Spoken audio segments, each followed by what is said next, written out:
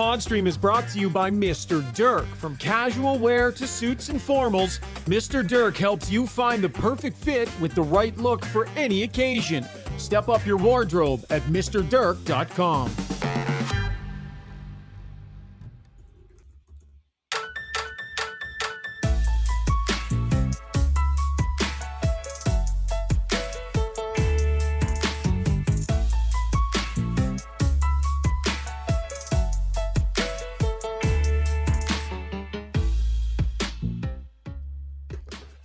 OT thriller. Oilers are a winner. Doesn't rhyme. I thought it might. Anyways, Oilers win 5-4 overtime. What a game. What an absolute game that was. And we're going to have a full breakdown for you today as we welcome you into the show. The show is brought to you by our good friends at Play Alberta. When you gamble, use your game sense. Play Alberta makes it easy to set deposit limits, time limits, and more so you can play casino games and bet on sports safely, securely, and responsibly. Everything you need to know is at playalberta.ca. What a night tonight. I'm on my fourth lavender tee. I'm absolutely buzzing, and my tee matches my shirt here in my home office, where we find ourselves today, the studio, Adrenaline Diesel Studio. All new 24/7 mobile service truck, ready for roadside emergencies, scheduled repairs, and expert diagnostics anytime, anywhere. For service truck emergency, call 780-907-1965, extension 119. Again, the Adrenaline Diesel Studio, where I'm four lavender tees deep. Brownie, Zoobs, I'm rolling, bud. I'm absolutely rolling, heading to White Ave right after this. I've had a few coffees myself. Nothing like starting a coffee at 10:30 at night to keep yourself awake. But that was a game. That was a game and a half. Entertainment value, Struds, that's an 11 out of 10. It had everything. It had great plays, terrible plays, great saves, terrible goaltending, great calls by the refs, horrible missed calls by the ref. And then it had the two best players in the world who were incredibly quiet for 75 minutes have one moment that put the Oilers up 2-0 in the series. Zuby, it was an emotional roller coaster. My phone was exploding with my buddies. Highs, lows all over the place. What was your level of emotion throughout the evening? I got shouted at for being too loud, calling for a 5-minute major. I had someone come into my cavern here and say, why are you being so loud? Because the kids were already in bed. I said, well, that's got to be a 5, and it was. But that, and also, the posts, those two posts after that were absolutely insane. Evander Kane and I both still think the Hyman one went in. I don't know. It was crazy. It was an absolutely wild series of events in this game. It was crazy. We're going to need about 10 podcasts to fit it all in. So let's get it started here. Oilers win 5-4 in overtime. OT winner by Leon Draisaitl from Connor McDavid and Perry. Let's get to the breakdown, brought to you by Alberta Ram Dealers. Ram trucks continue to deliver with power, style, and innovation. The 2025 Ram 1500 features a bold new powertrain, a redesigned exterior, and state-of-the-art technology. Check out the most awarded light-duty truck ever. See your Ram dealer today. Tons to get into here. Oilers fall behind again on another power play for Vegas again. My notes are all over the place here. So let's just start with the penalty kill. There was 2 penalty kills. There were 2 goals, I should say, that Vegas scored in the penalty kill. Both times set up to the right side of the netminder, Calvin Pickard, Brownie, and Kulak just wasn't in the right place either time. It's hard. I get it. It's hard when you're looking off that far side, but you've got to take away that passing lane. The goalie will try to say the short side shot, but he wasn't in the right passing lane twice. And twice, Olofsson buried the goal.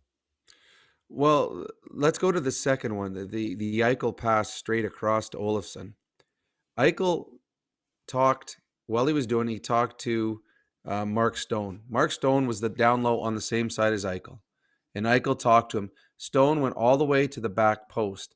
As soon as he went to the back post, Kulak, who had his stick in the right spot, had to turn and respect the stick of Stone.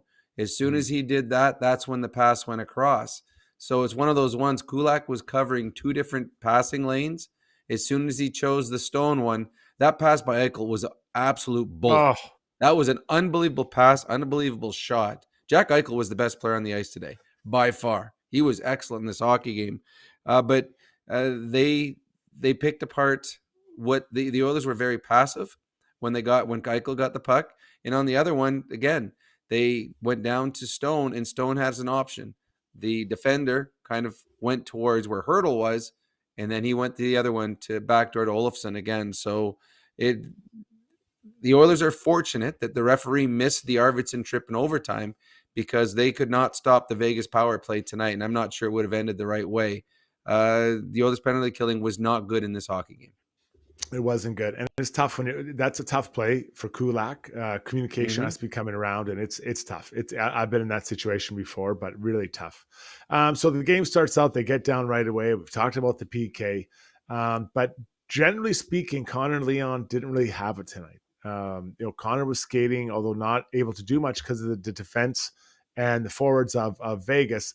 And I thought Leon, for the most part, was kind of fighting the puck, but I didn't think he was moving his feet too much. So we'll save what they did later. But you look at what happened. They send the fourth line out, and those guys, they were flying out. And those guys are Podkolzin, they're Arvidsson, and they're Janmark. Their feet were all over. They were skating all over the place, Brownie. And in a lot of ways, I think once he started using them a little bit more, those guys turned the tables for the Oilers, especially when they scored a couple goals.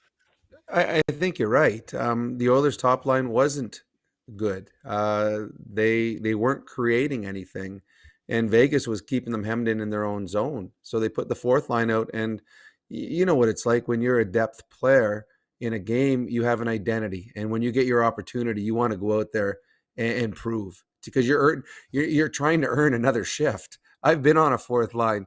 When you have a shift, if you don't have a good shift, you don't get the next one. So they're trying to earn their shift. All season long, Arvidsson and Podkolzin were playing with Leon Draisaitl on the second line. And I've said they are not second line players.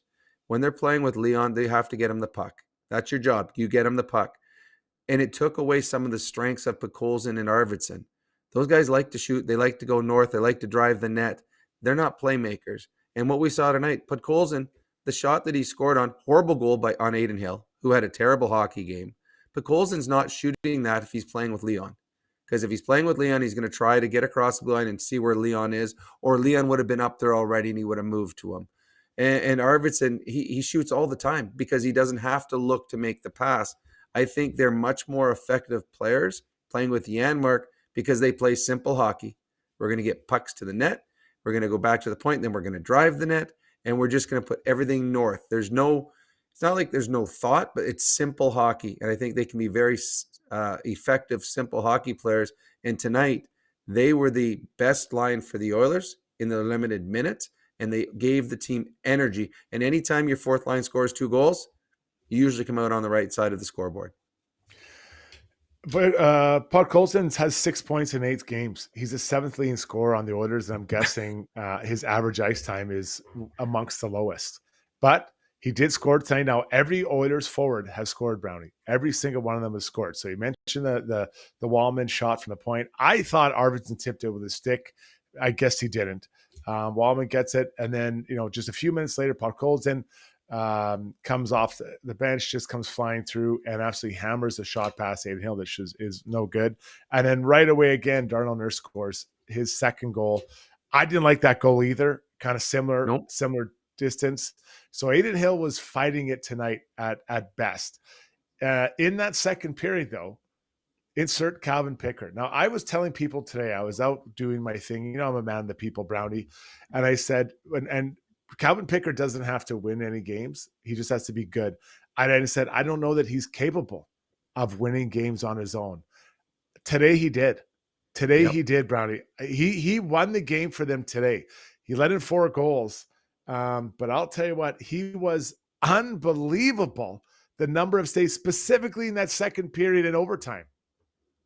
He was, he's out-battled 2 Stanley Cup winning goaltenders in his last 6 games. He's been the better of the goaltenders. Adin Hill was not good in this hockey game. Those 2 goals, the Podkolzin and Nurse goals, were terrible. The Wallman one deflected in off of Haig's shin pad, so that's not on him. But the other two were terrible. And Pickard, how many grade A scoring chances? He stopped breakaways. He stopped 2-on-1s, shots from the slot in overtime. Vegas should have won the game in overtime 5 times in the first 6 minutes of the period. It was just Pickard, but Pickard was outstanding. He's unorthodox. So it's tough to get a read. And when they say, okay, if you're going on Hill, you want to go over his glove. If you're going on this guy, you want to go low blocker. When you're going on Pickard, I don't know, because I'm not sure he knows what he's doing out there. He's just, he battles. And 100%, Vegas was the better hockey club in this hockey game. They were the better team. Calvin Pickard stood on his head and stole a victory for the Edmonton Oilers. So that's a good sign. With Edmonton Oilers with their a B game or a C+ game, we're able to find a way to win a hockey game, because they're going to find their A game when they get home. It's incredible that we're sitting here, a 5-4 game, and we're championing the fourth line and the backup goalie as the reasons they won this game. So just when you put a pecking order down, Brownie, we're talking about the 10th, 11th, and 12th forward, and we're talking about the 20th player on the roster, any of those, because I was often in and around, I was keeping them company in and around that area. But it just blows my mind. It blows my mind. So let's get to our good buddy, not our good buddy. Oh, yeah, we do have Ryan Rishaug. Boy, taking a trick on that, eh? Jeez, that was You really enjoyed that water there, didn't you? Jeez. There's no mute. No mute on that one. Just really enjoyed it. I didn't know I was in the show yet. I spent like an hour and a half out at the pool today, so I'm kind of peaked and I'm dehydrated and I need a little water. Come up for air on that thing. Oh, jeez. Making love to it. So obviously here's Ryan Rishaug coming in. He just drank 2 gallons of water, everybody. Apparently it's hot in Vegas. Shogger, just to get you caught up, we've talked about Calvin Pickard. Well, we talked about the Oilers penalty kill. Yep. We talked about Cal Pickard. We talked about the fourth line. And I just want to hear from Leon Draisaitl as we dip into the digital soundbox, brought to you by Weiss Johnson Heating and Air Conditioning. Weiss Johnson is proud to host their annual golf tournament in support of Edmonton Down Syndrome Society on June 3rd at the Ranch Golf and Country Club. And they'd love to see you there. All proceeds directly support the Society's effort to meet the evolving needs of Down Syndrome community. To purchase your tickets, email info@weissjohnson.com. Hit it. Weiss Johnson, whoa. We're proud to be local and The fourth line being championed by the player who scored the overtime winner, Leon Draisaitl. Let's hear from him. It's everything. It's truly everything. Our depth has been, for the most part, carrying us through these playoffs, and they're the reason we're in this spot right now. And it doesn't matter what line it is. Today was our fourth. We scored 2 massive goals. Game 1, they're probably our best line without scoring, but probably statistically our best line. So you need it at this time of year. Shogger, I would argue they're their best line today in their limited minutes. And I mean, they just for those who didn't watch the game, they had the fourth line out with a minute and a half to go in the game. That's how he was feeling. I was like, put them out there. In my mind, like, you got to get these guys out there more, Shoggy. Yeah, no, I noticed that too. I really like that. I think that was smart by Chris Knobloch, because that line was really steady. They were really sure in their puck handles. They made smart plays. They made lots of really good plays. So I like the fact that he trusted them like that. And I know you guys talked about it a little bit earlier, but there was that sequence of basically 3 shifts from that fourth line that just really turned the tide in the right direction for the Oilers. So that was big from them. And the Oilers got lucky tonight, guys. Let's just call it for what it is. They absolutely got away with one. Like, the hockey gods were staring in a different direction tonight. They didn't have any business winning that game. You blow a 5-minute power play in overtime, you give up 2 power play goals like that, your top players struggle the way they struggled. They got lucky tonight, but the depth scoring and that line played a big role in that. Yeah, I think we got to address just where they're at, what the non-McDavid and Draisaitl lines are doing. So last year, the goals for were 12. Oh, wow. That was early. Ew. Jeez. And It's aggressive. it's late and it's early. So appreciate the 1,000 viewers on the YouTube. Love it. Thank you. If you get a chance, tell a friend. This is fantastic. So the goal share without McDavid and Draisaitl last year, 12 goals for, 21 against. So far this year, there's 14 for and 8 against. There it is. That shows you year to year kind of where they've been at. And they've always been underwater, except for one year they tied. I guess we can call that what you want. But this is the major thing because every forward has scored a goal, guys. And Brownie, we're talking about depth, scoring, and depth tilting the ice. Well, we've seen in the past where this is a two-man team. It's how far can Connor and Leon take us? And you would have to overplay them. They would be out there 26, 27, 28 minutes in a hockey game. And they were absolutely bagged by the mid-series because every game it was over and over again. We were a two-pony a team. That's all we had. And now, as you said, we had the fourth line out in the last minute of a hockey game with no fear. There's trust in them. This is a team that not only you trust, you're not going to put these players out unless you trust them defensively, and the offense is a bonus. And the physicality you get from them, the energy you get from them. And in a game tonight where Connor and Leon had an off night, they were able still as a team score 5 goals. And on a game where your power play was awful, you had depth players step up in the right moments and give you a chance to win a hockey game. So this is a completely different team than we've seen at Edmonton in a number of years, and why it's their most complete hockey team that we've ever seen here. Yeah, pretty incredible. Really incredible. So the Oilers get through the second period, one where Cal Pickard played really well. They're up 3-2. Quickly, they come out, bang, Evander Kane, just an absolute meat grinder of a line. Like that, they worked so hard for that goal. I'm not sure anyone actually had the puck on their stick with control. It was just being tossed around like a grenade, but they outworked. That was a desire goal, Shogger. When you look at the Kane goal with Hyman getting up the ice, Nuge getting there, funneling the puck up, and then Kane, I don't know how many people it hit or how many pieces of equipment it hit before it went into the net. Yeah, like it's not pretty, right? You've got Kane who hasn't played all year, and though he's handling the puck reasonably well, his hands still aren't fully up to speed.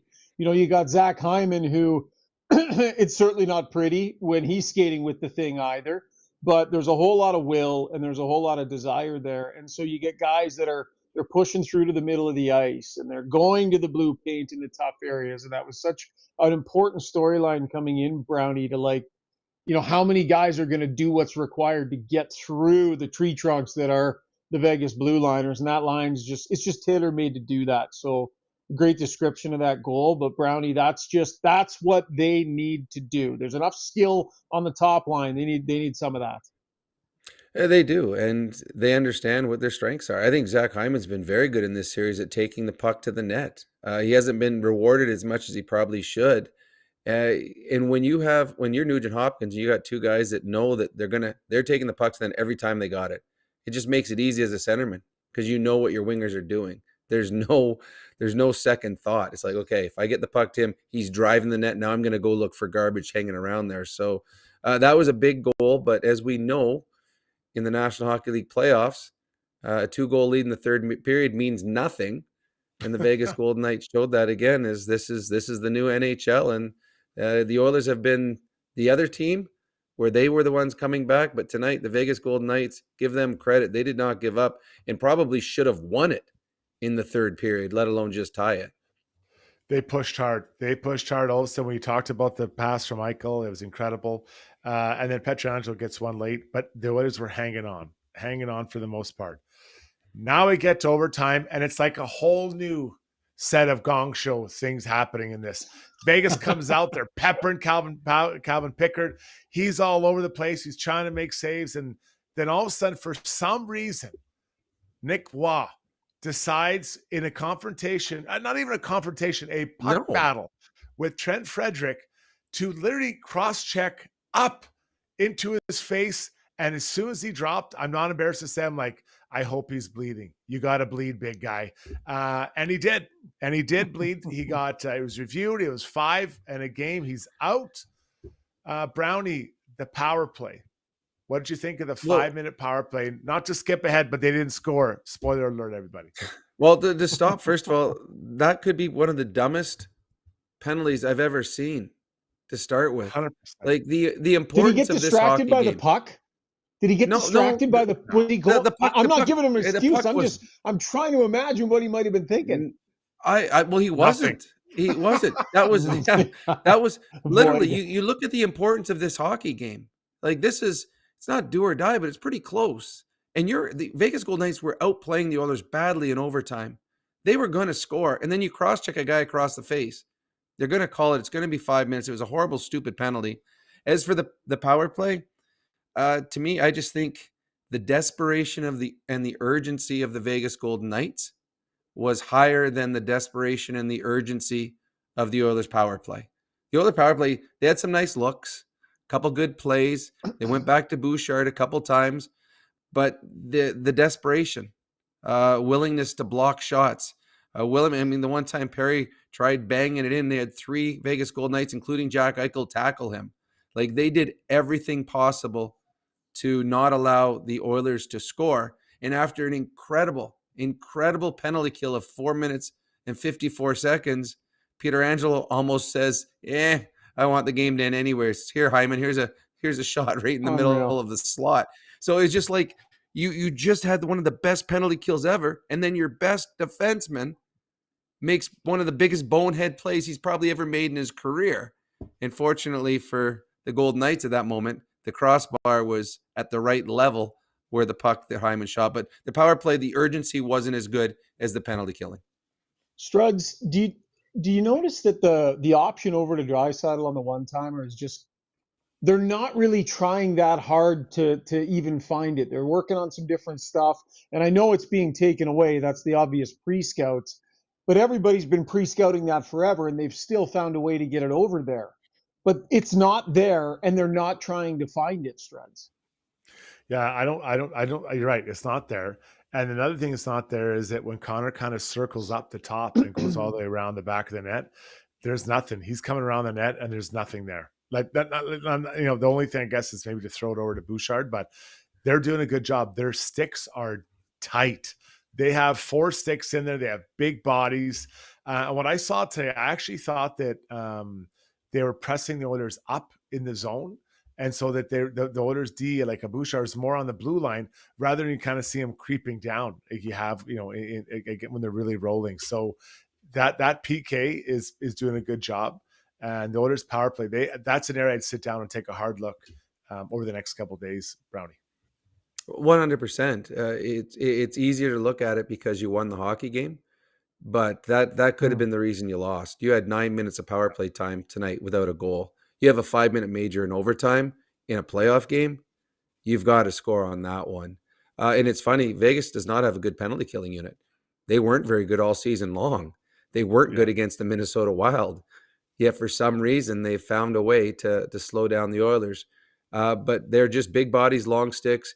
And to me, it's just they played with desperation. And if you kill off a 5-minute major in overtime, you should win the hockey game. And that was just bad luck on their part. So they're in the third. We're in overtime. Huge kill. The place is rocking. There were some things going on. Puck goes into the Vegas Golden Knights end. Brayden McNabb's being chased by Arvidsson, and Arvidsson gives them the clearest can opener I've ever seen. Since they started making. And McNabb goes flying into the wall. Looks like he's injured. No update from Bruce Cassidy after. But let's go back into the Weiss Johnson sound box and hear from head coach Bruce Cassidy of Vegas on what he thought of a non-call in that play. Well, it sucks to lose a player like that. He's a big part of our team. So we'll see where that goes. I don't know what his status will be. Listen, Gord's looking at it. He blew it. He missed the call. I don't know what else to say. I mean, it's a can opener trip. It's a dangerous play. It's all those things. But it didn't get called, so you got to keep playing. Yeah, pretty amazing. So Schauger, it was just a crazy turn of events. And then we know what happens a little bit later. But that has got to be called. Even the most hardcore Oiler fan can't tell me that's not a penalty.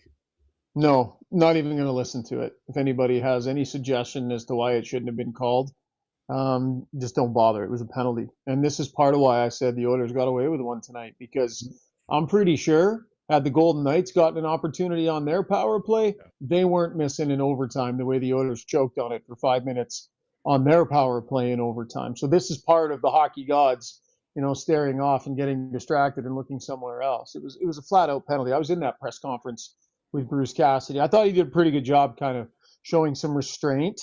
But that is a tough one. And when you're talking about a referee using his first name, like talking about Gordy Dwyer, Gordy blew it. Like Gordy blew it. He did. And Brownie, that's just, those guys are human beings. He's going to look at that tape after Gordy Dwyer and he's going to go, oh my God. And you got to remember, these guys are judged on a game to game basis, and a miss like that can cost a guy the next 2 rounds. Well, it could cost the Vegas Golden Knights a series. That misplay right there could be a 1-1 series right now. Instead, they're down 2-0. They might be without McNabb. And you just look at also the fact that justifiably you gave a 5-minute power play to the Oilers, which they deserved. You're always at that point. Refs are looking, okay, if there's anything 50-50, I'll look at it. That is 100% zero. That is 100% penalty. I'm like, how you can't call, and like, it's not like it's McNabb. He's one of the biggest men on the ice, and he goes into the boards head first. Like, my guess is he separated or dislocated his shoulder on the play, the way he went down, the way he went off holding his body. I hope he's not. I hope he's healthy. But you can't miss that. That's too important a call in that type of game and the importance of the hockey game. It is shocking. And there's 2 refs. There's the guy that's looking at it from the corner, but even the back ref has got to be able to see that, how he went into the boards like that. So, yeah, 100% hockey gods were on the side of the Edmonton Oilers tonight, because that was a penalty. And the way that the Oilers penalty killing and the way that the Vegas Golden Knights power play was tonight, it was probably going to turn out in a bad way for the Oilers if Vegas got the power play. Crazy turn of events there. Crazy that wasn't called. Then Evan Bouchard, not long after that, it felt like this was like a 2-day overtime, but it was only 20 minutes. Evan Bouchard, like he was taught in the Jason Strudwick hockey camp, fires it a rim that I had tears streaming down my face when I saw that hard rim from one side to the other. Corey Perry picks it up with so much skill, gets it into the middle of the ice to Connor McDavid. Eichel's now on D because Haig had pinched up, and no one's ready to accept that, especially a forward. He's on roller skates. He goes around, backdoor, boom, Leon scores. Brownie, to me, obviously Bouchard was amazing at the rim, but the way Perry picked that up off the wall, like, he made it look too easy. Well, okay, we'll start with Bouchard. It's funny. I don't know, I think it was in the LA series where same play, and he threw the puck back towards the blue line, tried to make a play, and it turns out to Nurse, and it was a goal. So he learned from his mistakes. So good on him. The Perry play, Bouchard makes a nice play. McDavid goes Mach 1. He turns Eichel inside out, and Leon scores. The Perry play was what scored the goal for them. That is a fantastic play. He brings Haig up, the defenseman. He gets it, takes it off the boards, and puts it into a spot where Connor McDavid's coming in full speed. That is a veteran player with great hands, understands the situation. And as soon as that play was made, the game was over. Jack Eichel, Sugar, you weren't here earlier. Jack Eichel, to me, was the best player on the ice. So good. He had a fantastic hockey game tonight. He probably should have had 7 or 8 points if they could have buried some of the chances that he gave his teammates. But he is standing at the blue line. And it's one of those ones where I don't know what he had zero chance of stopping McDavid. I don't even know if he could have tripped him. I think he actually had to stick by his feet. And because Connor was going by him so fast, he actually kind of fell backwards and wasn't able to trip him on the play. And then Connor just freezes Pietrangelo. And Connor hit a post earlier on a grade A chance. Hyman hit a crossbar on a grade A chance. There was zero chance that the Rocket Richard Trophy winner was going to miss a wide open net. That game was over. Yeah, I was going to ask if you guys felt that Eichel, there was one angle, excuse me, where, clearly he had a stick in McDavid's shin pads. Mm-hmm. And I was wondering if he didn't make the decision not to trip him. And I know what you mean, Brown. He almost kind of fell back, but I wondered if he took his stick out of there, making the conscious decision not to trip him. or if the play would have been to trip him there, because the Oilers' power plays has not been good and do not give those two a 2-on-1. But do you think it was on purpose that he pulled his stick out? I think he fell backwards. I think the play there is 100% trip him. You have to trip him because it's 2-on-1 with Connor and Leon. Take your chance 5-on-4 as opposed to 2-on-1. So to me, trip him and live to fight another day, because every hockey player that's ever turned on Sports Center, TSN Sports Center, has watched Connor and Leon on a 2-on-1 score. So the game was over. I think he actually was turned inside out so badly that when his stick hit, he was just falling backwards the other way. The wind of Connor blowing him off his feet. But he had no chance on that one. And you felt sorry for him on that one simply because he had been so good in this hockey game. But every time they show this highlight tonight, it's going to be McDavid going past Jack Eichel. Yeah, incredible. And Jack played a great game. And I don't think he would have even had the chance to think he wants to trip him. Like, I think it would have been an accident. It came on him so fast. True. The reaction time. And Jack's not usually in that position. So I think he wouldn't really, you're not thinking ahead that far. You've never done it before. But either way, he flew by. Game winner. Oilers coming home 2-0. So there's lots we want to get to here as we move forward to takeaways next time. But let's get right now to a relentless player. Brought to you by UCAN Youth Services, an Edmonton charity relentless in helping youth aged 16 to 24 get out of harm's way and get employment. Visit ucan.ca to see how your donation can change lives right here in our community, boys. This is the easiest one I've ever done. Cal Pickard.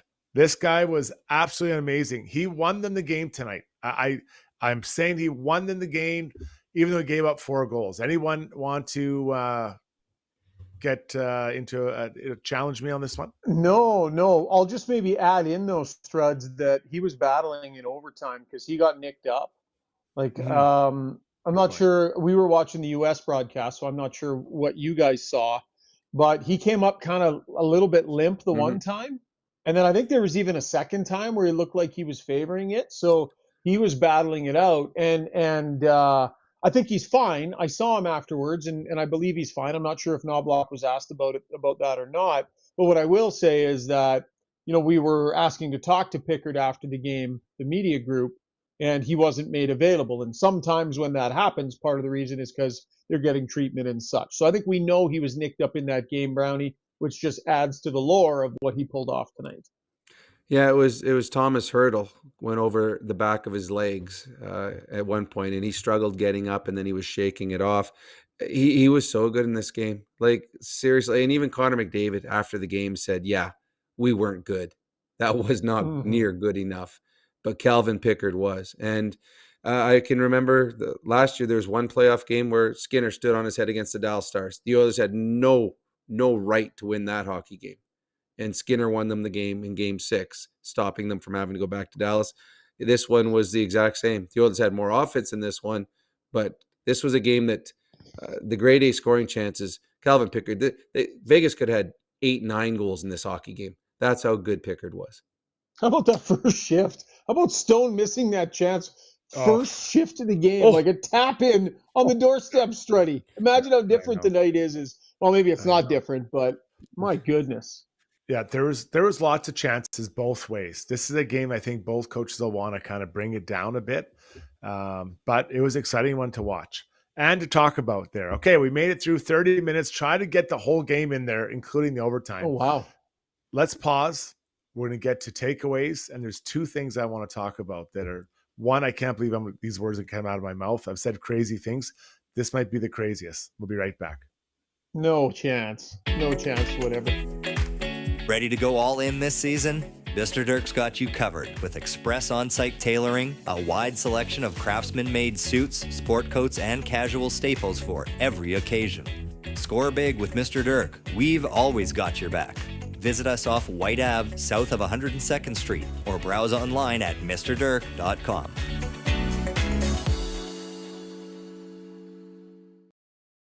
If you're considering a vinyl fence, don't be fooled by cheap marketplace imitations. Get top quality vinyl fence from a trusted company with 20 years in the industry. With locations in Calgary and Edmonton, check out dlrvinylproducts.ca. Choosing the right health and dental coverage can feel overwhelming, but Alberta Blue Cross is here to make it simple. Their user-friendly website features a free quote tool to guide you through choosing your plan, or you can chat directly with one of their specialists for personalized help. Every plan includes access to personal, nutritional, and financial counseling at no extra cost. Visit ab.bluecross.ca/personal to learn more.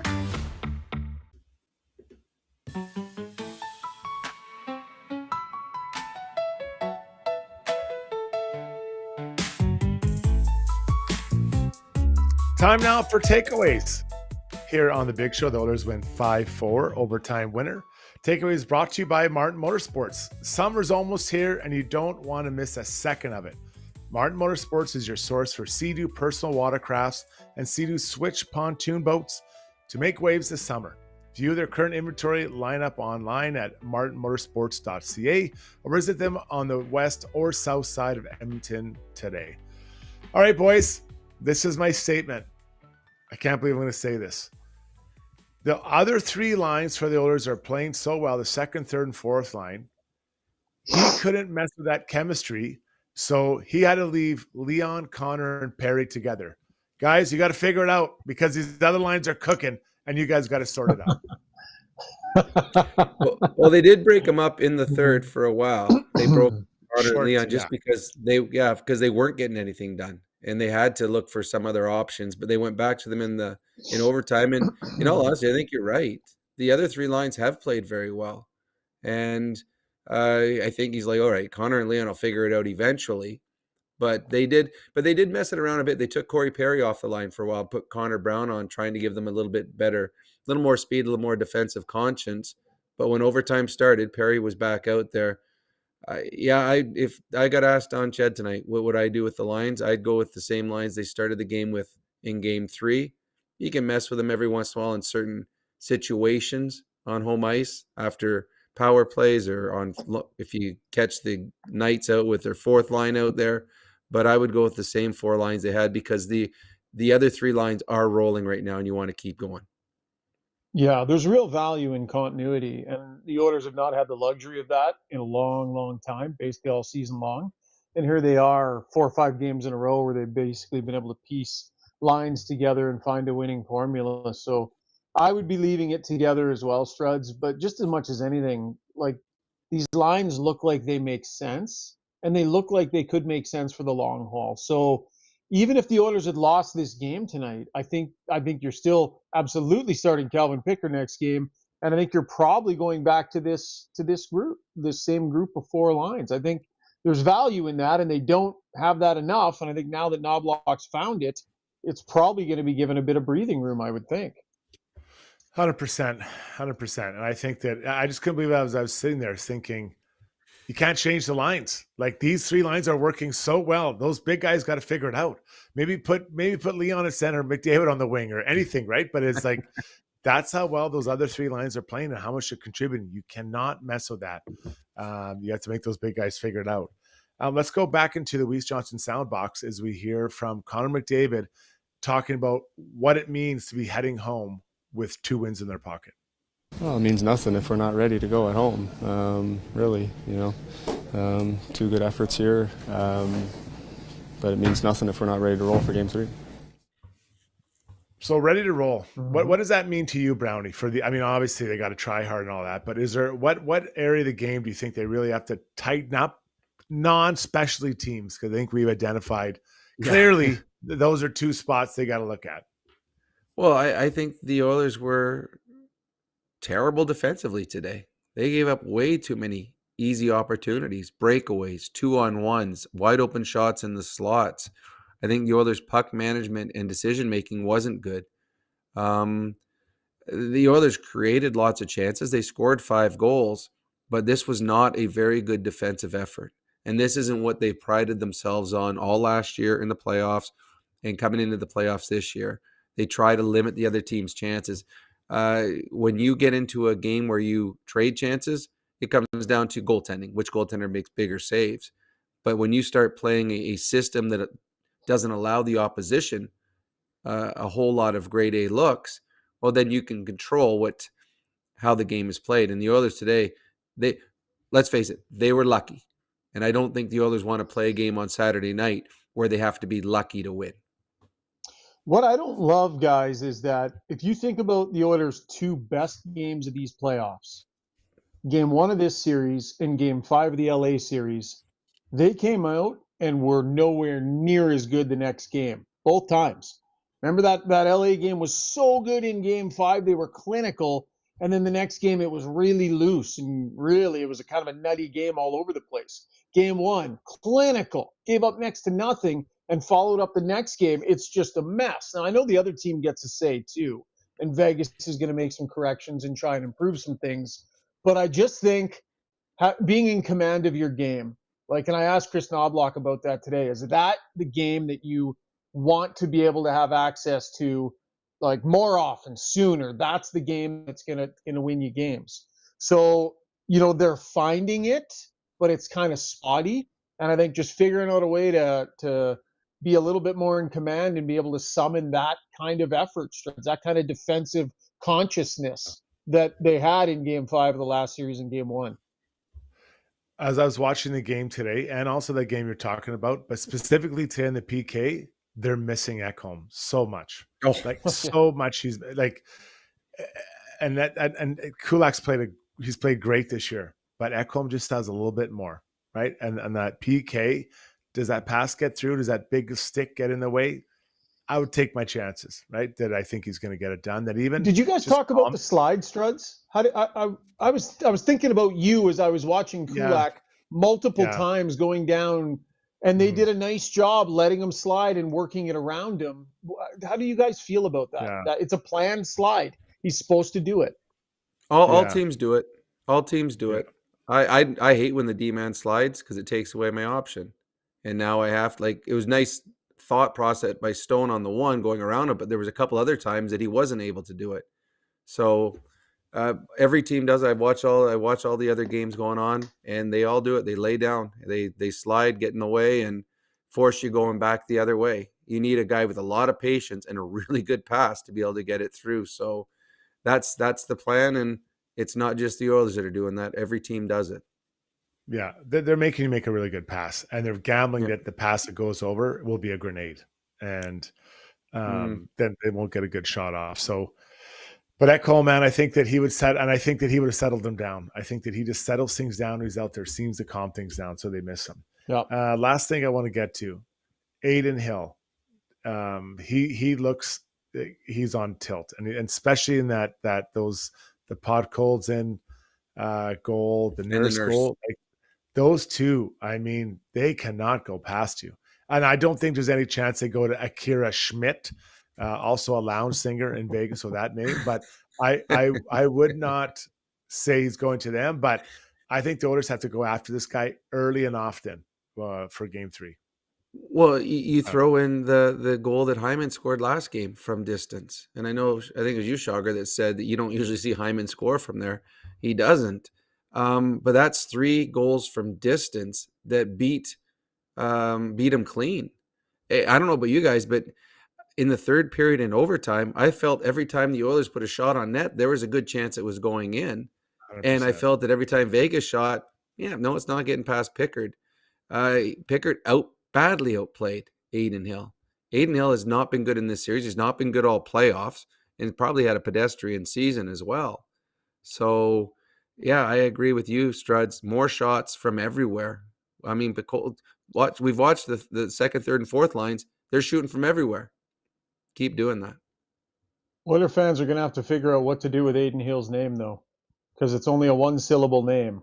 So is it going to be Hill or Adin or Adin Hill or what's Hill? Well, it'd be Adin. Oh, it's Adin. For sure. Brownie's got it, yeah. Adin? Mm-hmm. Yeah, I usually start it from the press box. It's usually me that starts the whole thing from way up top. I love it. Me and Bryn. You and Bob. Okay, let's get to our YouTube poll brought to you by DeBoer's Golf Shop and Fitting Center. Golf season is here, so dust off those old clubs and get ready for the season. New grips, new driver, heck, a whole new set. DeBoer's Golf has you covered. Locally owned and operated, DeBoer's Golf has been in business for over 25 years, and they're ready to help you play better golf. Visit them on the corner of 53rd Ave and 99th Street or at DeBoersGolf.com. Zuby, get in here, buddy. What do you got for us? What are you cooking up? Okay, here's the thought tonight. The question is, who should get a call from George Peros? Nick Waugh, Victor Arvidsson, both, or neither? I'm taking some heat for this, for even including the Arvidsson thing, but that's why you can choose. You have two other choices that don't include him at all. Is there any? I think if what's his name is hurt there, it's a can opener that hurts a guy. I do like probably not, but I don't think it's insane. What do you guys think? I think Nick Waugh 100% is suspended, and if he isn't, it's an absolute disgrace. And to me, it's multiple games. It was a blatant cross-check to the face. So to me, it's 2 games. And no, Arvidsson, it was incidental. It's a penalty, 100% a penalty. But that was an accident. He did not do that with intent. Shaggy? Yeah, I think I'm with Brownie on that. I don't think it'll be. I think there's next to no chance it's 2 games, and that's not because I believe it shouldn't be Brownie, but just thinking the way Peros generally does things in the playoffs, I think it'll end up being 1. Yeah, I think he got suspended as well. Probably 1 game, and he's a pretty important player for them, right? If you're an Oilers fan and you don't know where Dorothea is, now that's 2 guys that are fairly important to this lineup. And there's no way Arvidsson gets suspended. Like it was bad. Yeah, I don't think so. And if McNabb can't play, like that is a fairly significant swing because he's a really good player for them. Really good. Yeah. I think actually he's very underrated. D-man. I really appreciate his game. So I think that'd be a massive issue. And then if they're if they're out Waugh and McNabb in game 3, that's really bad. Right. A lot of size. Yeah. Struddy, before we go to break, I just have to say, so I was watching Struddy's World yesterday. Struddy's World every Wednesday from 12 to 1 across all our channels. You got a show, Struddy? What day is it on? Very popular. Very popular. Yeah. But I was kind of interested, Struds, because you came on and your big thought of the day, like you come out and you've always got a thought you start the show with. And you said your thought, and I was like, well, that's a little random. That's an interesting one. Like, interesting. Zuby, you were there too. Brownie, this guy launches the show by talking about how good the Oiler wingers were and how the right wingers all chipped in, and how next game, or no, was it the left wingers before? How next game it was going to be the other wingers who could all potentially score goals. Like you completely randomly just called it, Struts. Well, it's random when you don't get it right. When you're correct, you predicted it, right? So I said that the 3 left wingers would score, and they did score 3. It's on tape. You can hear it. And I mean, Leon. Call you made. I'm not gonna puff up too much about Leon scoring, but the other 2, Pod Colson especially, and Kane, but those guys are creating chances. I guess my point was, and Zuby, you eloquently put it into English for me and our listeners, but said that they're playing well enough that you could see these guys getting it done, and 100%. Nice. Yeah, no Strud again. Yeah, I think we just said the point was that would you be surprised if those 3 guys' names were on the score sheet? No, you wouldn't. Pod Colson may be the only one, and he got one tonight. Tough one for the goalie, but it still counts. Tough one. Very tough one. Very tough one. No, it was good though. That was good. So thanks for that. And feels good to hit a homer every now and then.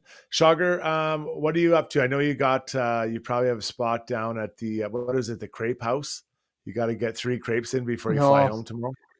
I was devastated. I went down the other night and it closed. It closed early. Oh, no. It's only a breakfast and late afternoon joint. So went down there with full intentions of gorging on a late night crepe. And there was nothing, so I think I ended up getting I don't know, when I got some almonds or something. So nope, early flight tomorrow. I'm on my way back. All right, buddy. Well, get yourself some beauty rest, and we'll catch up with you. What day? I don't know what day it is. It's Thursday. Yeah, it's Thursday. Well, no, now we're Friday. That's Friday morning. Friday.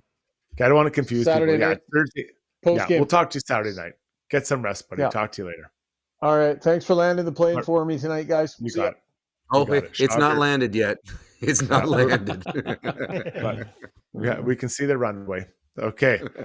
So before we go to break, let's get to a scoreboard brought to you by Canadian Club. The all-new Canadian Club Classic 18-year-old high proof comes in an incredible 58%.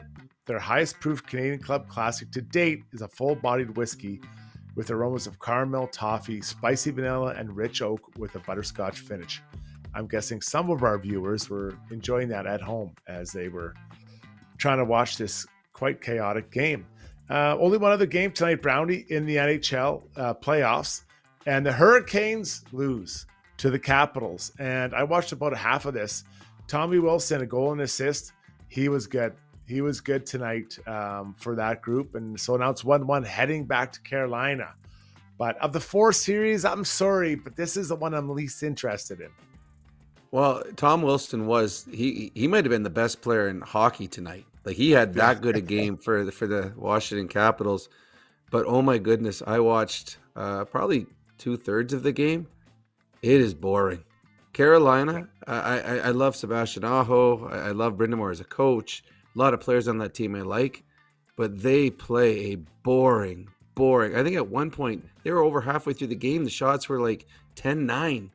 They don't give up any chances, and they don't get any chances. They want to win every game 2-1.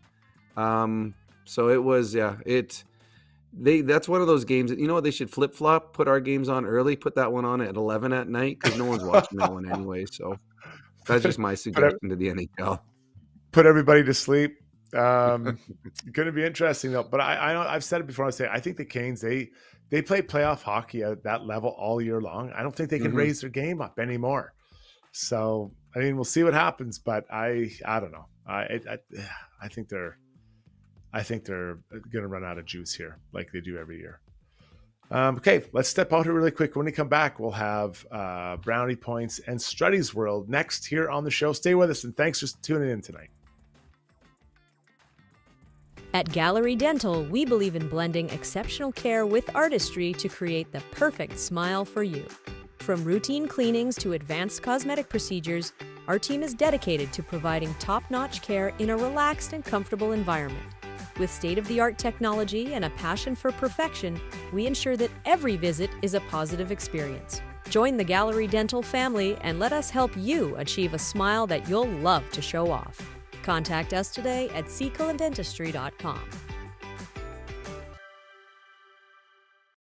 So at Timberhouse, our guiding philosophy is naturally inspired living. We believe that through design, we can solve problems and enhance people's lives. We follow biophilic design principles in all of our builds to incorporate natural materials, natural light, to enhance all the spaces in a home. When you have your space perfectly reflect who you are and what you value, and it's made well, we think that that just leads to better living.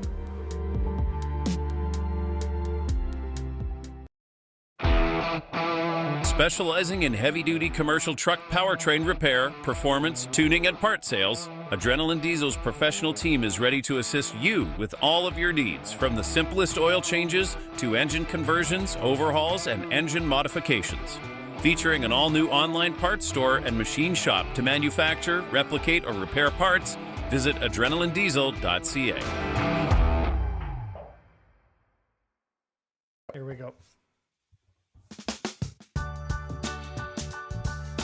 Oh, that music means only one thing next. Time for our good buddy Brownie and his Brownie Points. Brought to you by Hamel's Premium Jerky.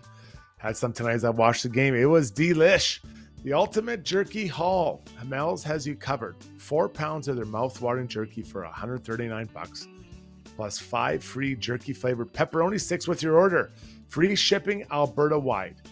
That's a whole lot of premium protein-packed goodness, perfect for road trips to job site or just being a snack hero at home. Visit albertajerky.com to order today. Brownie? Well, I'm going to start with 4 brownie points to the Oilers' fourth line with 2 huge goals tonight. 33 and 92 spent most of the year playing with Leon Draisaitl on the second line and were miscast there. But when put onto the fourth line, they were able to play to their strengths and have given the Oilers their deepest forward group in the 97, that's Connor McDavid era. So good on them. I got six brownie points to Calvin Pickard. He's 6-0. 6-0 on this in the playoffs. I'm not sure anyone had that on their bingo card to start the season, but he has outplayed 2 Stanley Cup winning goaltenders in all 6 games. He was the better goalie tonight, and it was not even close. As Struddy said earlier, Calvin Pickard won them this hockey game. I've got -2 to the Oilers special teams. The Oilers penalty kill allowed the Knights back in the game by giving them 2 goals, and the Oilers power play couldn't come up with a big goal when needed, including a 5-minute power play in overtime. I would have bet my house on them scoring. I would have lost my house, and I would have had to move in with the Strudwicks. So -2 to the Oilers special teams that need to get better going forward, because it has been a struggle this postseason. I got -5 brownie points. I'm taking them away from Vegas Gold Knight forward Nicholas Waugh. Is he Waugh or Roy? What does we go by, Struds? Rob Roy. I think he goes by both. No, it's Waugh. Okay. So Nicholas Roy, who took a horribly stupid penalty in the most important game of the year for the Knights. The Knights were all over the Oilers at that time and looking to tie the series, and Roy took a selfish and stupid penalty and will probably be and should be suspended for it. I can't believe he did it. Don't know what was going through his mind. And the final one, I got 75 brownie points to the Oilers superstars, Connor McDavid and Leon Draisaitl, who had both very, very quiet nights through the first 75 minutes of this hockey game, including being scoreless in 9 minutes of power play time. But as all superstars do, the biggest moment of the game, they come up with a big play. Didn't notice them for 75 minutes. You noticed them on the game-winning goal. So 75 brownie points. They will split half and half. That will be 37.5 brownie points each for Leon Draisaitl and Connor McDavid. And those, Struddy, are tonight's brownie points. Yeah, you nailed it. And, you can't keep them down forever, right? Those 2 guys are going to find a way, and they got it done. They got it done in the biggest time. And everyone else quite honestly, everyone else threw them up on their shoulders so they could have that moment. And that's huge, but that's why they're there, right? They have one really good shift and they get it done. So pretty incredible. And I think Derek Roy. I think that Nicholas Waugh is going to get suspended for sure. I think we can all say that and get into the YouTube poll and see what you think by answering there. All right, let's change now completely and head into Struddy's world, Zuby. When you make a mistake, heads should roll. It's not right. And I'm here. Someone has to put their foot down. Now that I say it out loud, it does sound a little crazy. Gotta look good.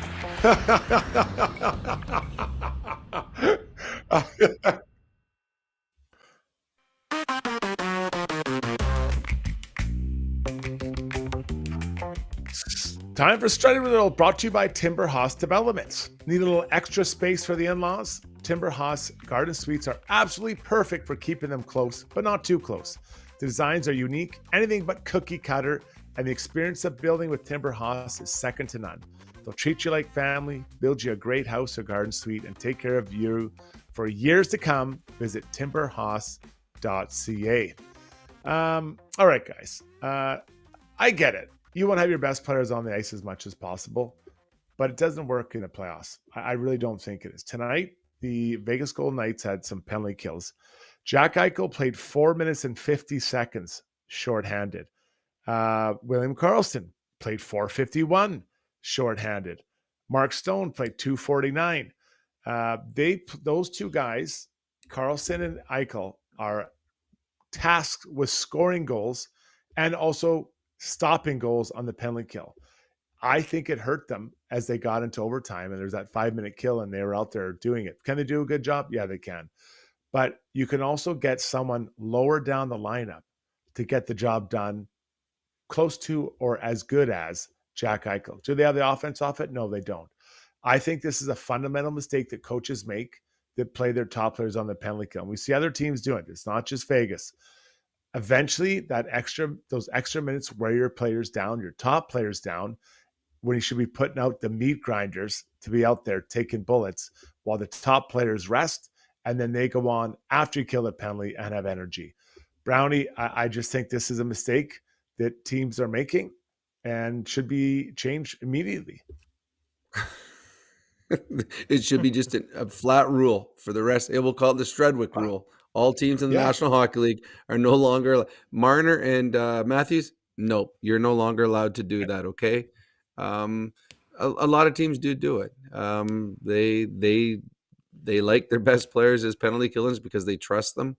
To me, a penalty killer nowadays has to be smart because of the way you kill. You've got to read situations, and you have your set plays or your set pieces, and you got to read off everyone else out there. So you want your smart guys out there too.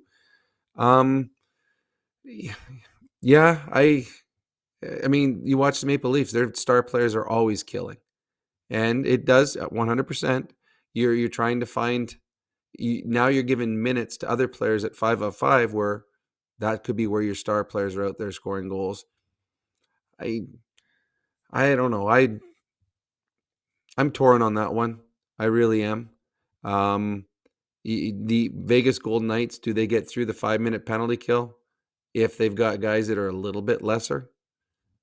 But if you give guys roles, you know what it's like, Struds. If you're given a role and you're a role player, okay, you're going to go out and penalty kill, and that's an extra 4 minutes a night. But if you get scored on, well, you might not even be in the lineup. You'll probably be in the press box. Those guys are willing to put their teeth in front of a slap shot from the point. So I understand your reasoning. The way that when I played, and I would penalty kill when our team was losing, or if we're late in a hockey game, I would get penalty killing time. But early in hockey games, no, we're not. I wasn't. This is when I was in the minors, or in junior, not in the NHL. They would save me for times to play me 5-on-5 or in the power play. But I could see using your star players in third periods of games or in games where you're losing on the penalty kill, because there you are a threat. And I think you've seen that with Knoblauch at times with Connor McDavid. There's some pretty sharp players on Vegas. I'm looking at Riley Smith. He played a minute and a half on the shorthanded. Could he do another 90 seconds? I think he could probably chip in there and try to get that done. Brett Howden, pretty good player as well. Could he take another minute and a half off and get to 4 minutes? I guess Mark Stone, he's already killing quite a bit, but there are opportunities and windows to put other players in. And I don't agree with it. And I don't think it makes sense. And I think it gives other guys a chance to play more and gets them energized. So I think it hurt them today. I truly do. I think Jack, he played 29 minutes now. To be fair, he played less than Connor, but Connor played 7 minutes on the power play, which is probably easier minutes than the penalty kill, I think. Oh, 100% it is. It's way harder killing or defending than it is being on offense. So we'll see what happens. That's not changing now. But if I ever coach against anyone out there, no, my top players won't be killing out there in overtime to try to get it done for you. So if you're on a Jason Strudwick team and you're killing, it's because you're not very good. That's right. I'll just tell you. Yeah, you can't do it, so you got to go kill penalties. That's what we do all around here.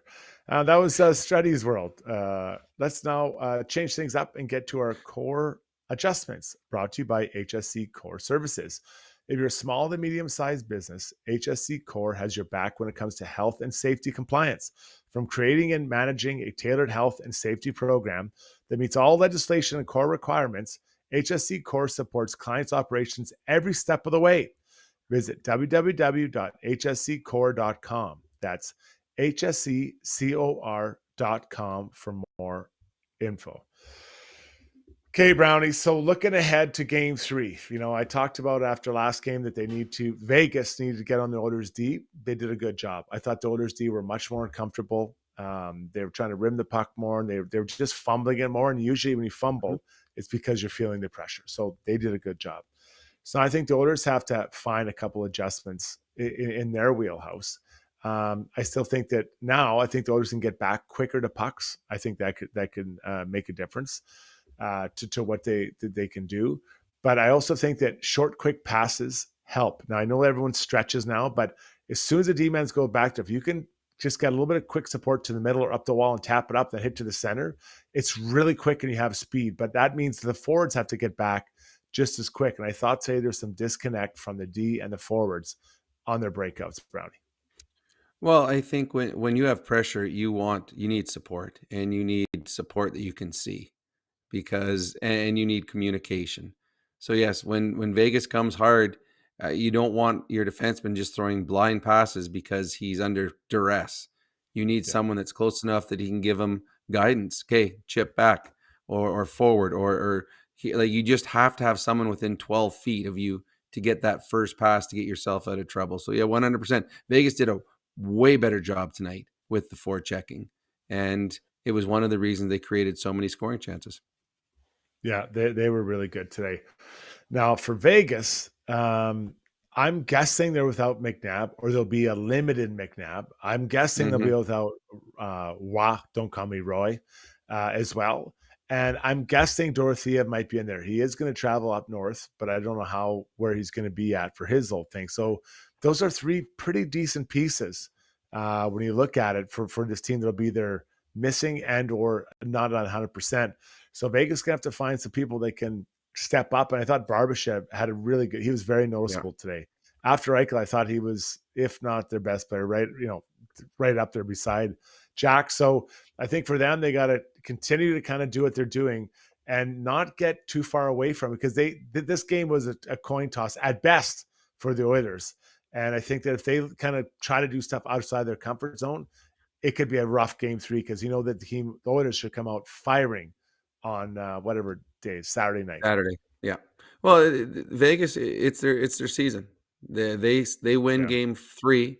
There's belief. They lose game 3. Well, I mean, you're not technically eliminated, but your chances are really, really small. So I would expect Vegas is going to build off of all the good stuff they did tonight. But for Vegas to have any chance to beat the Oilers, they need the Aiden Hill from 2 years ago, and not the Aiden Hill that we've seen in the first 2 games of this series, because if you want to beat Edmonton, you have to get good goaltending. And Vegas has not had good goaltending in this series. If you didn't watch the game, and you watch a lot of Oilers games, Aiden Hill right now reminds me, he looks uncomfortable at times in the net. And he reminds me how Stu Skinner was, when he was kind of uncomfortable in the net, like just unsure of what he's doing and not totally confident and looking small for a big guy. And then you got Cal Pickard on the other end that is not a big guy, but he's out there in Zuby's men's league gear, making saves all over the place, right? So pretty crazy night. So Aiden Hill, the penalty kill for the Oilers, those are things that we have to really take a look at. And those will be storylines heading to game 3 Saturday night. Okay, let's step out here on the pod. Zuby, when we get back, we'll get to take a lap and ask us anything. So get those fired in. The great numbers today. Thanks for tuning in. If you're on the stream and haven't done so, give us a thumbs up. Honk, honk. That's the sound for the thumbs up. We'll be right back with Take a Lap and kind of get you caught up on some of the goings on in the NHL. Join over 250,000 Canadians who have upgraded to Canada's best mattress. Douglas is proudly made in Canada and ships directly to your door for free. Douglas is easy to set up. Enjoy perfectly balanced comfort and an easy-to-clean machine washable cover. Get a free sleep bundle with your Douglas mattress. Try risk-free for 365 nights. Get your Douglas mattress today. For over 60 years, Belvedere Golf and Country Club has delivered a high-quality membership experience to Edmonton and area. And now it's even better. Drainage and irrigation improvements in 2024 have taken course conditions to a new level. This commitment to long-term sustainability means exceptional playing conditions all season long. Belvedere's tee sheet availability is unmatched, so join now and experience golf the way it was meant to be played, on your schedule. Visit BelvedereGCC.com today. With over 18 years in the industry, Kelly Zaretsky and her team at Blue Summit Accounting deliver client-focused solutions and financial guidance for success in a simple and comfortable way. Whether it's for corporate or personal needs, Blue Summit Accounting can help with taxes, estate planning, financial services, bookkeeping, and more. Get in touch today. Email bluesummitacct@gmail.com or call 780-416-9662.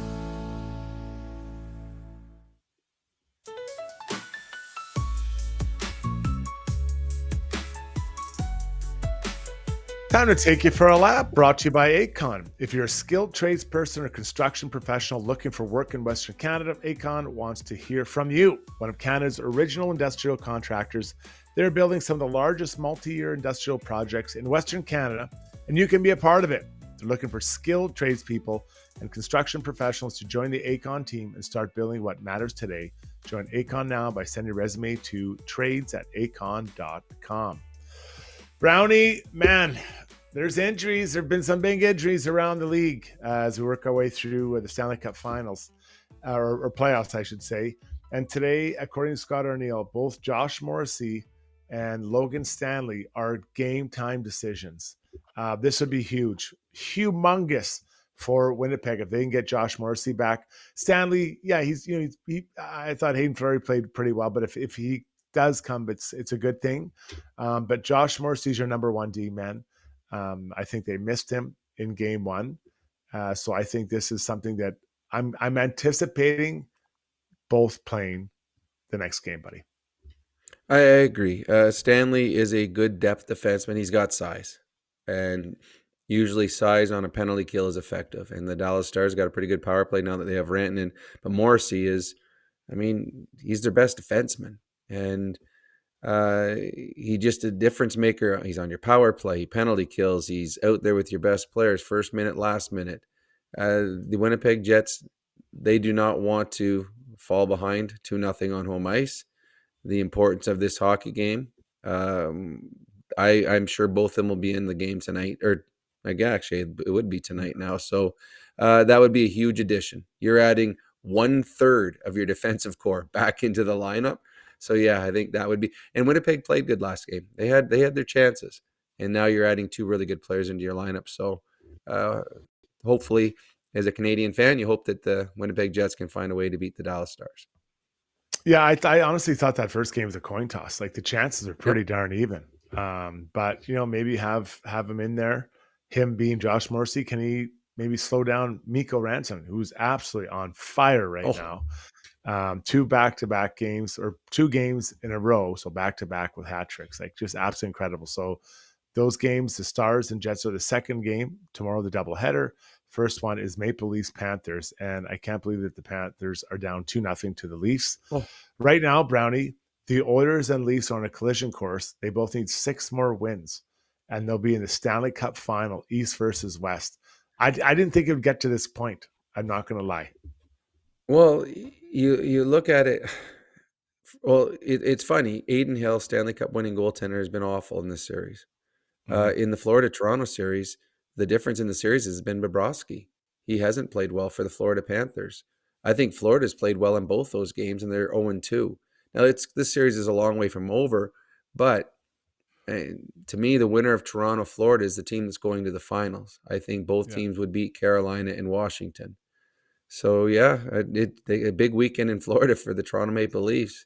If they can somehow sneak one of the two, and now you got 2 home games to somehow find a way to seal the deal. So, and Toronto's doing it with their backup goaltender too. If you look at it too, you got Toronto and Edmonton, both playing their backup goaltender in important games and getting solid starts out of them.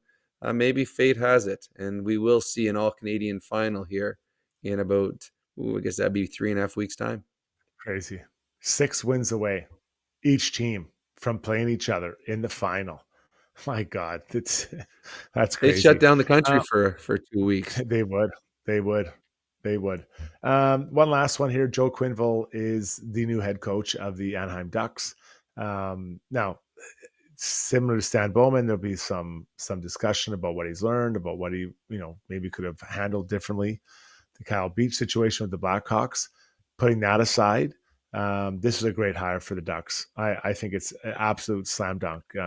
Very similar team to what he walked into with Chicago Blackhawks with Kane, Taves, Keith, Seabrook, all this young talent. There's a lot of good young D-men on this team. There's some good young forwards. There's some veterans. But I think Pat Verbeek is now saying to this team, we're moving forward, right? We had a good step last year. Their specialty teams are horrendous. I think he'll help solve that. Just by that on its own, the specialty teams improving, Brownie, that could get him really damn close to a playoff spot. Joel Quenneville is one of the best coaches in the National Hockey League over the last 25 years. The Anaheim Ducks, the one thing that has held them back over the last 6-7 years, especially the last couple of years, has been poor coaching. Like this is an incredible upgrade. Like an incredible upgrade when you talk from where they had the last 2 years. They lacked discipline. They lacked accountability. They lacked at times systems. They're getting a player's coach that knows how to win. So I know there's a lot of outside noise, and there should be from everything that happened before. But just from a hockey standpoint, there's no comparison between who they just had as a coach and who they're getting. All right, that was taking a lap. Before we get to all the comments, and there's tons of comments. Thank you for sticking with us and all your comments on the stream. Let's wrap up the poll, Zoobs. Who is going to get face the long arm of the law, according to our listeners tonight? Yes, well, it may not come as a surprise that it sounds like it's going to be Nick Waugh. So who should get a call from George Peros? Nick Waugh, 70%. The next one was neither, 18%. 8% said both, and only 2% saying it should be just RV. So a few people thinking RV's in the mix, but pretty resounding there for Nick Waugh. 650 votes. Our stream staying strong, hovering around 1,000 here. So lots of people with us late into the night. A couple of people saying, where's Avi Hoffman, 3:27 a.m. I guess this was 15 minutes ago on the East Coast still. So turned up. It's Friday. It's Friday for him. It's early Friday for Avi. I love it. I absolutely love it. Yeah, thank you. We love hearing from all of you, and we're looking forward to Saturday night. Should be a fun one as well. We'll be on after the game for sure. All right, let's get to your questions and comments, which means it's time for Ask Us Anything, brought to you by our good friend Mortgages by Maria. Is your mortgage renewal date just around the corner or coming up in 2025? Don't just roll over and accept the bank's first offer. With the right strategy and timing, you could take advantage of rate drops, saving you thousands and keeping more money in your pocket, which is what we all want. Why pay the banks more than you need to? Get expert advice and smarter options. Contact Maria Gallus today at mortgagesbymaria.ca. Zuby, what do the people want to know? All right, well, a couple of lineup things, and I know you guys said kind of you wouldn't change anything, but there's two that are really common, so let's address them. One is not a guy in versus guy out in the overall lineup, but Bandofer, among others, saying that Kane needs to be on the power play, not Corey Perry. Other people suggesting Hyman should reclaim that spot. So is there a personnel change there that could spark the power play, Brownie? If they do make a change, it would be Hyman going there, not Kane. And I think they would keep Perry there. And yeah, I don't think when the power play doesn't work, it's usually not the guy standing in front of the net that's the problem. He rarely touches the puck on the Oilers power play. So I don't think they'll make any changes. And I don't think Perry has anything to do with the fact that the Oilers power play was 0 for 3 tonight. Another one on the power play. Let's just say this: Michael Cook pointing out power play has been lethal at home. It's been poor on the road, lethal at home. So hopefully that comes through this weekend. Is that maybe all they need, Struddy, for whatever reason, just to get back on home ice? Yeah. I mean, it is interesting because it's the same rink dimensions. It's the same players on the ice. Like, it's not like you're going from a 10-foot to a 12-foot hoop in basketball, right? So maybe there's comfort level. Brownie, I mean, I actually enjoyed killing penalties on the road because I loved making those guys having a bad day in their own house. So I'm guessing it's the same with the power play. You want to make them feel bad in other people's houses? I think it's just pure luck. They're just in a spurt where things aren't going well on the road. There doesn't really make a difference where you play. Strudge is right. It's the same dimensions, but they're due. I think they're just due. They're coming home. I do believe their power play will be a difference maker in one or if not both games this weekend. Okay, to that end, sub question, because I do, even as a beer league player, I know there are, for whatever reason, rinks I enjoy better, that I maybe play better in, sheets of ice. Did you guys, either of you guys, have a rink other than a home rink that you played in that you really loved, or you always man, I play great here for whatever reason? Struddy? I love playing in LA. It used to be Staples Center. Now it's crypto.com. I used to love that building. I don't know. I loved the way it looked, the way even where the bus parked, like everything about it. I just couldn't wait to get there to play. Yeah, I would say either Toronto or Edmonton. Playing in those rinks was something special. And I always had good games in front of my family and friends in Edmonton, and just Toronto was always special there. So always you'd be up a little bit more. Then in the opposite, I hated playing in New York at the Madison Square Gardens. Hated it there. The ice was never good. The fans were always mean. Their team was usually mean to me. So yeah, so that was one that I didn't look forward to. On the power play point, Lauren the Alchemist with a good point here, saying the fans yelling "shoot" probably makes a difference. Very funny. Okay.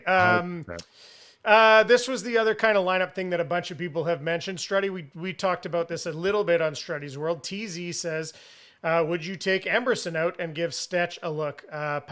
Penalty kill could maybe use a different look. I think that's the conventional wisdom is Emberson staying in because he kills penalties, but penalty kill hasn't been on fire either. Would you consider that, Struddy? I don't think I touch a winning lineup. Like this lineup's hot, and so I don't think I would touch it. Now, if they would have lost tonight, I might look at Stetcher because I think he gets back to pucks quicker and makes quicker plays. And he can even maybe use his feet to get out of trouble sometimes. So right now, I think that you have to frustrate the Vegas Golden Knights by getting the puck out of your own zone quick. So they won't change the winning lineup now, but if they do lose, I would look at that change, yes. Yeah, I agree. I think I believe at this point in their careers, Stetcher is a better hockey player. And I think that if the Oilers were to lose a game, yes, 100%, I would make the change. But I agree with Struds. You've won 6 straight. You don't change your lineup. MB with a question here. He or she says, what are your thoughts on the Oilers' D-zone structure? Looks way too passive. Vegas has tons of time with the puck to make plays. If I can add on to this, I feel like watching the Oilers is that the points are always open. It feels like if it goes back to the point, there's a Vegas defender there every time, and they're blasting shots. They're every shot to me they take from the point looks so dangerous because there's just a pile of people in front. Now they miss the net sometimes, they get blocked sometimes, but it seems like there's a pile of people there and they're just firing away in it. I don't know. As a fan, as an observer, it makes me nervous. Struddy, what do you see? Well, before Struds goes, because ahead. I'll let Struds do the D zone thing because I really didn't care about my D zone. But as far as the D man open, every team plays the same way with the D man wide open. The Oilers, they go back to look at the goal they scored tonight with Wallman wide open. Bouchard, how many times he gets through? Watch any of the other games on TV. Every team shrinks that play where they want the puck to go. They want it to go to the blue line because it's safer. That's the safest place for it to be. As for D zone coverage, that'd be something for Struds to talk about. No, and I you got to give up something, right? So you say, well, give away the point shots because those are the least chance of going in. We don't want to get a quick play into the middle. That's why so many of the forwards come down because dangerous plays from below the goal line to someone standing just behind your D-man who's staring at the guy with the puck below the goal line. So they just fill that area up. So Brownie nailed it. The least dangerous shot is the one from the point. Where do we go next? Oh, I had this one. Express 98 said, finish this series quick and get some rest. Leon looks injured. Need to get him a week off. Of course, it's easier said than done to try and finish a team off. But Leon looks a little labored at times. How important do you think it is in the bigger journey here, if the Oilers want to win a championship? What do you think is the level of importance of getting this one out of the way as quickly as possible, Struddy? Last year, the Oilers talked about being tired, or they felt like they ran out of juice against Florida. And they had hard series. You go through the series, Kings, Dallas, Vancouver, and then Florida. If you can have a short one and get refueled and refreshed, less flying around, I think that'd be really, really important. I have a hard time believing this one's going to be 4 straight, guys. I know it looks like it's trending that way, but Vegas is going to be really, really hard next game. Really tough. And you throw in the fact, not just the rest, every time you play a game, there's an opportunity for someone to get hurt or someone to get suspended. And you look at the Vegas Golden Knights tonight, say this was a closeout game, and all of a sudden Nicholas Roy gets suspended and you lose McNabb on the back end. And now you go to the next series and you're missing 2 players. So you want to finish series quicker just to keep, you want for the rest, but also every time you step on the ice, there's an opportunity for someone gets hurt. So you'd rather play fewer games so that doesn't happen as often. Okay, last one here, fellas, and then we'll wrap this up. Where did that one go? Ben Dofer, our buddy there, Ben Dofer, great name, says, Podkolzin and Arvidsson are playing better because their sole job isn't to get 29 the puck. Do you think that's had a big impact on what we're seeing from them in these playoffs so far, Brownie? 100%. 100%. They're playing to their strengths now. And their thought is simple: get pucks in deep, get pucks on net. And they are playing it very, very well. It's not easy playing with superstars. There's certainly benefits playing with them. But I think, and I've said it all season long, those 2 guys are not second-line players. They have turned this Oiler team into a deep team because they are 2 very good hockey players that have been put on a line with Janmark. And as Struddy said, there's been games where they have been the best line for the Edmonton Oilers. So I 100% agree with that guy. I would consider starting that line game 3 at home. That's how well they played, right? And we saw that a lot last year when they had Henrique, the janitor, and Brown. I would honestly start these guys. Just send a message. Yep. Hey, man, 100%. This is our line. Okay, that was Ask Us Anything. Thanks for all your contributions. We really appreciate it. We'll wrap things up with the play of the day, brought to you by Gallery Dental. Take the first step towards a stress-free dental experience, providing modern dentistry for today's patient with the most up-to-date dentistry, sedation, implants, and so much more. Contact gallerydentalYEG.com. I'm going to go with the goal that Podkolzin scored. When you get a goal or 2 goals from the 4th line in very short order, and then the coach is putting you out more and more, it's just a thing of beauty. I don't know why I love seeing those types of goals, maybe because I was one. But Brownie, I love the shot, and he's worked so hard, and he just rips that thing. And Aiden Hill didn't. I don't think he knew how hard his shot was, but he will now. 100%. Your 4th line scores a goal, let alone 2 goals. You win hockey games. So good on Podkolzin. The guys, he's earned everything that he's gotten this year, and today, a big part of this victory. Zoobs, any final thoughts, parting shots on the way out the door? No, I'm just ready to get it done. I got the post work here still to do on it, and then I got an early Ray and Dreg, so I might be sleeping on the Murphy bed again tonight. I love it. We got one here I want to get to.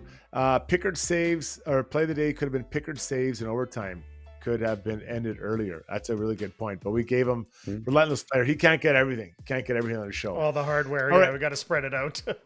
Exactly. So we got a Rain Drake's Podz tomorrow morning. We'll be back Saturday night after the game. We'll break down what happened on behalf of Brownie, myself, Zuby, and a sleeping Shogger who needs his beauty rest. He's got a 10 a.m. flight, everybody. That's an early one for that old dog.